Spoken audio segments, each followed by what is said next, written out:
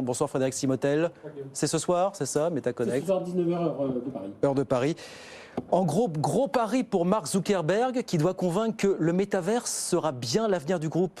Et ça, beaucoup en doutent, même en interne aujourd'hui, Frédéric. Oui, exactement. Donc ça permet, cette conférence MetaConnect, elle permet vraiment de présenter tout ce qui est réalité virtuelle, réalité augmentée au sein du groupe. Et le but, c'est de la rendre plutôt alléchante parce que ce qu'il faut, c'est attirer des développeurs pour qu'ils développent des applications derrière.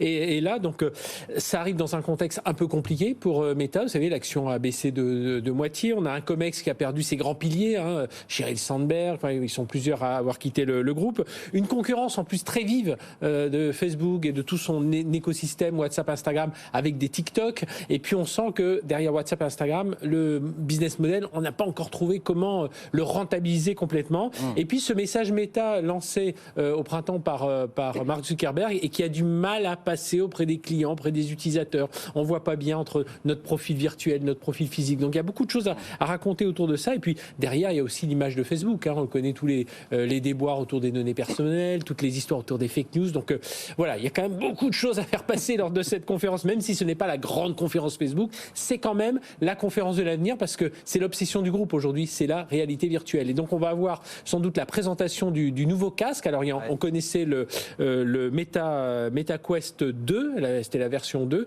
mais qui était plutôt pour les jeux et les divertissements. Là on passe sur la MetaQuest Pro. Alors le projet en interne s'appelle Cambria. Là on est vraiment sur les professionnels. Donc, vous devez certainement d'ailleurs voir des publicités qui circulent beaucoup, même en France, sur la santé, sur l'industrie. Voilà, on utilise ces casques de réalité virtuelle. Et là, il ne faut pas se rater. Donc, il devrait être vendu aux alentours de 800 €. Il sera capable de prendre les expressions du visage de la personne physique et de les retranscrire sur l'avatar. Donc, il y a quand même pas mal de nouveautés. Mais voilà, là aussi, il y a une concurrence qui est rude, parce que les Sony, les autres ne vont certainement pas se laisser faire. Et tout Mark Zuckerberg